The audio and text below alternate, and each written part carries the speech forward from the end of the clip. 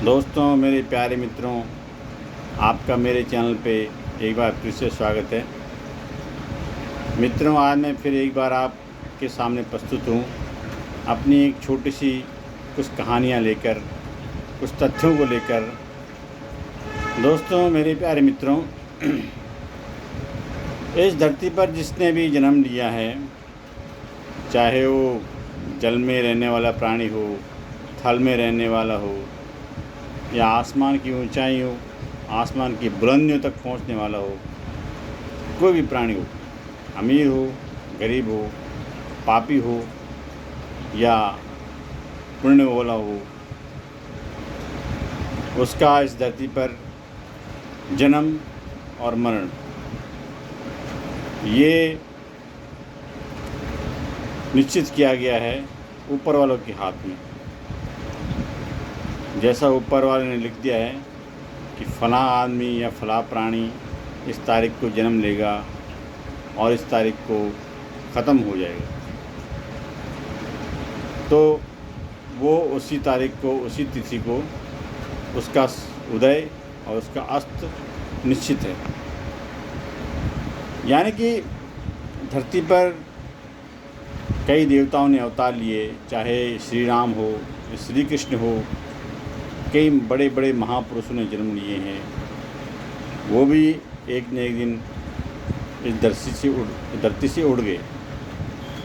यहाँ तक कि अपने लिखे हुए लेख को स्वयं विधाता, जिस विधाता ने सृष्टि की रचना की है, वो विधाता भी खुद मिटा नहीं सकती। यमराज, जो कि सबका संहारक है, सबका प्राण लेने वाला है, वो भी किसी की मौत को टाल नहीं सकता। अगर उससे ये पूछा जाए कि फलां प्राणी की मौत को टाल दो, तो वो नहीं टाल सकता।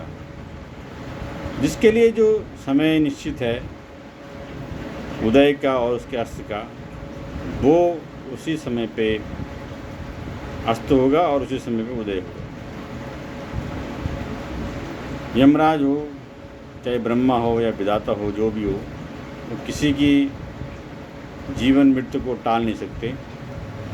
जो जैसा लिखा है वो होकर ही रहता है। आइए मैं ले चलता हूँ एक ऐसी कहानी पर, ऐसे एक प्रमाण के बारे में आपको बताता हूँ।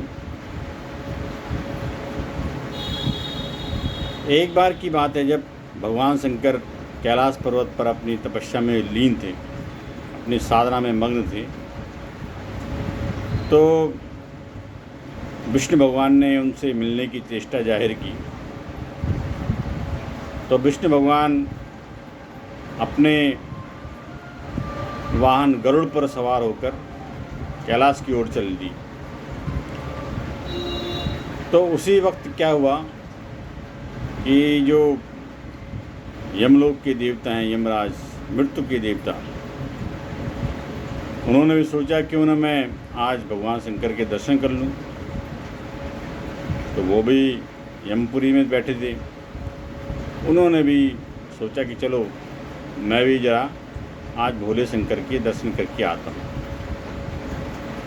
तो यमराज जैसे ही कैलाश की ओर जाने लगे, तो चलते चलते उनको एक जंगल में, झाड़ियों के बीच में एक चिड़िया का बच्चा दिखाई दिया। अब कहानी में ट्विस्ट आने वाला है। उनको चलते चलते जंगल में एक चिड़िया का बच्चा नज़र आया और उन्होंने देखा कि यार ये चिड़िया का बच्चा है, इसकी मतलब कोई माँ नहीं है, यहाँ पे कोई और साथी नहीं है आसपास में। यमराज ने इधर उधर नज़र दौड़ाई, तो चिड़िया के बच्चे के बगल में, यानी कुछ दूरी पर, एक सांप बैठा हुआ था, जो कि चिड़िया के बच्चे को देख रहा था। यमराज ने सोचा कि अगर मैं इसको नहीं उठाऊंगा, बच्चे को नहीं उठाऊंगा, तो हो सकता है ये जो सांप है जो इसको खा जाए और इसकी मौत हो जाए। तो यमराज को दया आ गई चिड़िया के बच्चे पर। यमराज जी ने चिड़िया के बच्चे को उठाया और अपने साथ ले लिए, चले कैलाश की ओर। तो कैलाश की ओर चले तो विष्णु भगवान तो इससे पहले पहुंच चुके थे। तो जैसे विष्णु भगवान वहाँ पहुँचे तो गरुड़ जी ने उनको उतार दिया कैलाश पर्वत के, जहाँ पे भगवान शंकर अपनी साधना में लीन थे, उसके दरवाजे पर भगवान विष्णु को गरुड़ भगवान ने उतार दिया। तो गरुड़ जी महाराज बोले, भगवान अब आपको यहाँ से अंदर आपको अकेले जाना पड़ेगा, क्योंकि अंदर गुफा में मुझे जाने की अनुमति नहीं है। मैं बाहर ही पहरा देता हूँ और आपकी प्रतीक्षा करता हूँ। भगवान विष्णु बोले, ठीक है गरुड़, आप यहीं पे प्रतीक्षा करो, मैं भगवान शंकर से दर्शन करके आता हूँ। इतने में भगवान विष्णु थे जो नारायण थे जो अंदर शंकर भगवान की गुफा में चले गए, जहाँ पे शंकर भगवान भोले भंडारी अपनी साधना में लीन थे। तो गरुड़ भगवान जो विष्णु भगवान के सवारी थे, पक्षी महाराज गरुड़ भगवान, ये दरवाजे पर बैठे थे। तभी तक अचानक वहाँ पे यमराज जी पहुँच गए। यमराज जी के हाथों में वो चिड़िया का बच्चा था। तो यमराज जी ने वो चिड़िया का बच्चा नीचे रखा और खड़े उड़ गए और उसको देख रहे थे बार बार चिड़िया के बच्चे को, कैसा है, स्वस्थ है कि नहीं है, इसकी अगर मैं छोड़ देता हूँ कौन इसकी देख रेख करेगा। तरह तरह के दिमाग में सवाल उठ रहे थे गरुड़ भगवान वो यमराज जी को उस बच्चे को देखकर, चिड़िया के बच्चे को देखकर। और इधर गरुड़ पक्षी को एक संदेह हुआ। क्या संदेह हुआ? गरुड़ पक्षी ने सोचा कि यमराज जी हैं इस चिड़िया के बच्चे को घूर घूर करके देख रहे हैं, कहीं ऐसा न हो कि यमराज इसको आज मार डालें, इसके प्राण पखेरु हो जाएंगे बेचारे के। तो तरह तरह के गरुड़ भगवान के मन में ये हाव भाव चल रहे थे कि कहीं ऐसा न हो कि यमराज इसके प्राण हर ले, बेचारा बच्चा तो इसने तो अभी जन्म लिया होगा, छोटा बच्चा है और अभी इसने दुनियादारी देखी नहीं है, इसके पंख इतने बड़े नहीं हैं कि उड़ सके कहीं भी, नहीं तो उड़ जाता कब का अभी तक तो यमराज के चुंगल से। तो गरुड़ भगवान ने सोचा क्यों ना मैं इसको यमराज जी के चुंगल से आज़ाद कर दूं। इतने में यमराज जी बोले गरुड़ भगवान से, हे गरुड़ भगवान, हे गरुड़ महाराज, हे पक्षी महाराज, मैं थोड़ा भगवान शंकर जी के दर्शन करके आता हूँ और तुम इस पक्षी का ध्यान रखना। गरुड़ भगवान ने अपनी मुंडी हिला दी, कहते ठीक है आप जाइए, मैं जब तक इसकी रक्षा करूँगा। इतने में गरुड़ भगवान को युक्ति साजी, उन्होंने अरे यार ये अच्छा मौका है, मैं इसको अपनी चोंच में दबाकर कहीं दूर ले जाता हूँ, वहाँ छोड़ देता हूँ घने जंगलों में, जहाँ इसके प्राणों की रक्षा हो जाएगी।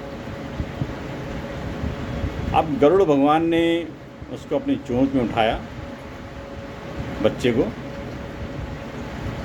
और उड़ के ले गए वहीं पे, कहाँ पे, जहाँ से यमराज जी ने उस पक्षी को उठाया था, वहीं ले गए और झाड़ियों के बीच में रख दिया, ताकि उसके आसपास उसके जो सगे संबंधी हैं पक्षी के या उसकी माँ हैं, जो भी है उसके रिश्तेदार हैं, वो उसको देखभाल कर सकें। और गरुड़ भगवान ने तो ये सोचा कि मैंने आज बहुत पुण्य का काम किया है, जो इस पक्षी को यमराज से बचा के रखा है, बचा कर लाया हूँ, नहीं तो यमराज इसके प्राण पखेरु उड़ा देते और ये बेचारा तड़प तड़प कर मर जाता वहीं पर। तो इतने में गरुड़ भगवान फुर्र से उड़कर हिमालय की ओर चले गए। जब तक क्या देखते हैं, यमराज जी, अभी विष्णु भगवान तो अंदर ही बैठे थे। यमराज जी वापस लौटते हुए गरुड़ भगवान से बोले, हे पक्षीराज, तुमने कहीं उस पक्षी को देखा है, पक्षी के बच्चे को? कहते हाँ महाराज, देखा है। कहते कहाँ गया? तो गरुड़ भगवान ने पूरी अपनी कहानी सुना दी कि ऐसे ऐसा ये था, मैं वहीं ले गया। पहले तो गरुड़ भगवान ने ये बोला, यमराज जी, मैं आपके चुंगल से बचाकर उस पक्षी को वहाँ ले गया हूँ, उस जंगल में छोड़ आया हूँ, ताकि आप उसके प्राण हर न सको। आपकी कुदृष्टि उस बच्चे पर पड़ गई थी, इसलिए मैंने सोचा कि मैं आपकी कुदृष्टि से बचाकर उस बच्चे को कहीं सुरक्षित जगह पर ले जाऊं, जहां तक आपका साया न पड़े। ये देखकर, ये सुनकर वो यमराज जी ने अपने माथे पर हाथ रख लिया कि हे गरुड़ महाराज, आपने क्या किया? आपने तो उसको एकदम मौत के मुंह में डाल दिया। मैं तो उसे ये सोचकर अपने साथ लाया था कि मैं उसके अपने साथ ले जाऊंगा, वहाँ मेरे महल में रहेगा, मैं उसका पालन पोषण करूंगा, मेरे महल की वो शोभा बढ़ाएगा, शान बढ़ाएगा, बड़ा मेरे महल में ही बड़ा होता, वहीं खाता पीता। गरुड़ भगवान ने बोला कि मैंने क्या गलती की है? आपके महल से तो अच्छा ये जंगल में रहेगा, वो पशु पक्षियों के बीच रहेगा, अपनी माँ बहनों के साथ रहेगा, यहीं बड़ा हो जाएगा, यहीं पे तो उसकी सृष्टि है। यमराज जी ने बोला, सृष्टि नहीं है, मैं उसको इसलिए बचा के लाया था वहाँ से कि वहाँ उसके बगल में सांप बैठा था। कुछ दूरी पर उस चिड़िया के बच्चे के बगल में सांप बैठा हुआ था, तो मैं उसको उठा के यहाँ ले आया था अपने साथ में, ताकि मैं उस सांप से उस चिड़िया के बच्चे की रक्षा कर सकता, नहीं तो उस टाइम पे वो सांप से खा जाता। तो गरुड़ भगवान का माथा ठनक गया। उन्होंने कहा, यमराज जी चलो उसके पास, अभी भी कुछ नहीं बिगड़ा, अभी वहीं पे होगा।